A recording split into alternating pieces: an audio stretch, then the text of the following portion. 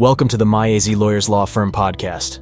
We provide the right resources on criminal defense and family law so you can stay informed.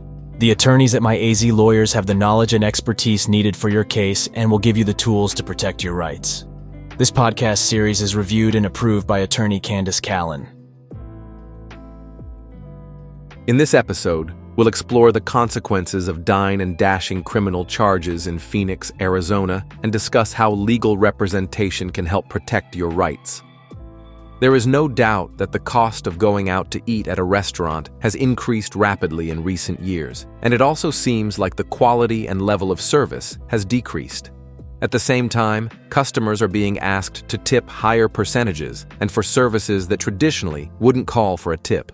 Many deal with this frustrating experience by reducing how often they go out to eat. Others use a more devious method, dine and dashing, to avoid paying for their food. Some may only see dine and dashing as a harmless prank, but restaurant owners and employees would argue otherwise. If a dine and dash prankster is caught, they can be charged with a criminal offense in Phoenix, Arizona. The consequences of a dine and dash won't be a laughing matter if it affects the offender's employment, education, and more. Are you or someone you love facing criminal charges after participating in a dine and dash in Phoenix, Arizona? Our criminal defense team can provide skilled guidance based on your specific circumstances. First, let's take a closer look at Arizona Revised Statutes Section 13-1802, theft. Dine and dashing may be viewed as a joke by some, but it meets the definition of theft under Arizona law.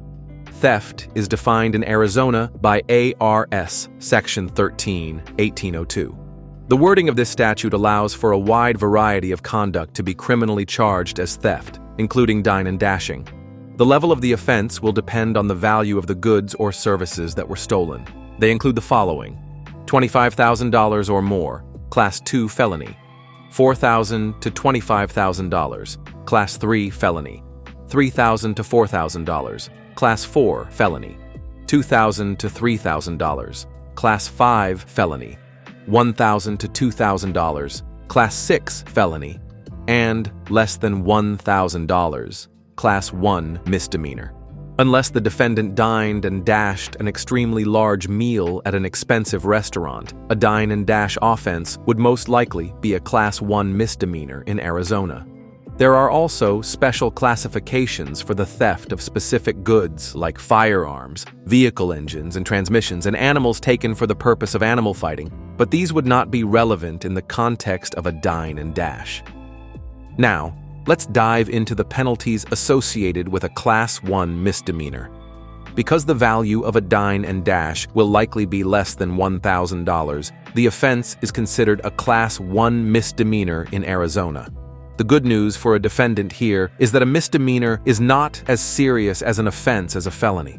Convicted felons can lose constitutional rights like voting, running in elections, and owning firearms.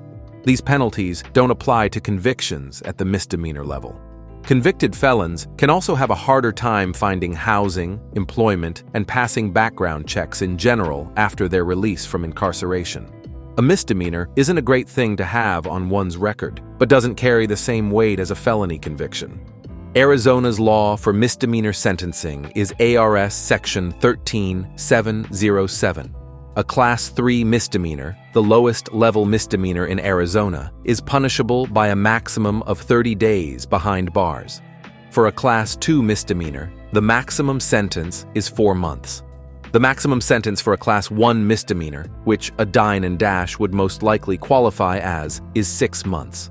A defendant convicted of a Class 1 misdemeanor can be fined up to $1,000 and ordered to complete probation. However, a defendant could be sentenced to a lower sentence or no jail time altogether if they present a strong defense. You might be wondering, what steps can a restaurant take after a dine and dash incident? Restaurants are already known to be difficult businesses to operate without considering factors like so-called customers who skip out on their checks. If the business intends on pursuing a dine and dasher, they will probably start by reporting the incident to the police. Many restaurants have security camera footage, which can be reviewed to identify the perpetrator. There may be other identifying data points available, such as the Dine and Dasher's phone number or license plate number, that can be used to track them down. Some restaurants will post footage of the Dine and Dashers on their social media to shame the offender and see if any of their followers recognize them. Dine and dashing hurts restaurants, but it also hurts the servers assigned to wait on that table.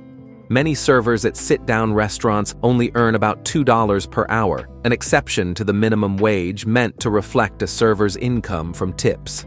Employers may not deduct the funds from a dine and dash theft from a server's wages or tips. Servers often have to tip out other employees in a restaurant, such as the bartender and busser, for their help preparing, serving, and clearing meals. The amount a server has to tip out is based on how much food they sold that day, rather than how much tip income they receive. For example, let's say a server tips out the food runner 3% of their sales and the hostess 1% of their sales. If a customer were to dine and dash on a $200 bill, the server would have to tip out their co-workers $8 for that table alone, despite not receiving a tip and only making $2 per hour.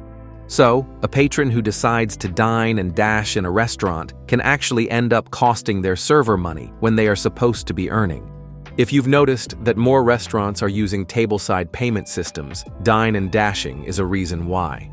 Leaving a customer with the check and trusting that the customer will leave cash or their card requires trust that can be broken after a dine and dash incident. When the server has the card reader machine with them at the table, it makes it more difficult for dine and dashers to leave without paying. Some restaurants have also implemented counter service, where the customer pays for their food before receiving it in response to dine and dashers. Others require diners to start a tab for their meal to ensure that the restaurant receives payment. You may also see restaurants with only one door designated for customer use, which helps cut down on dine and dashing by making it more obvious when a customer is trying to sneak out. Are you facing theft charges or other criminal offenses in Phoenix, Arizona? Contact our experienced defense team today to schedule your free consultation. Theft charges are no joke in Arizona and can come with a lifetime of consequences if the defendant doesn't mount a strong defense case against the prosecution. There may be evidence that exonerates you that an attorney can find and leverage for reduced charges or case dismissal. An attorney can also help you negotiate a favorable plea deal to mitigate how much damage a conviction has on your life. It will all depend on the specific facts in your situation. To go over them with a skilled Arizona criminal defense attorney, feel free to make a consultation at 480-470-1504 or visit us online at myazlawyers.com. Thank you for listening to the My AZ Lawyers Law Firm podcast. Facing criminal charges in Arizona is very serious and requires the legal representation and guidance of an experienced criminal defense attorney. At My AZ Lawyers, we'll aggressively defend your case to the best of our abilities. Contact My AZ Lawyers today to get a free evaluation and find the peace of mind you deserve.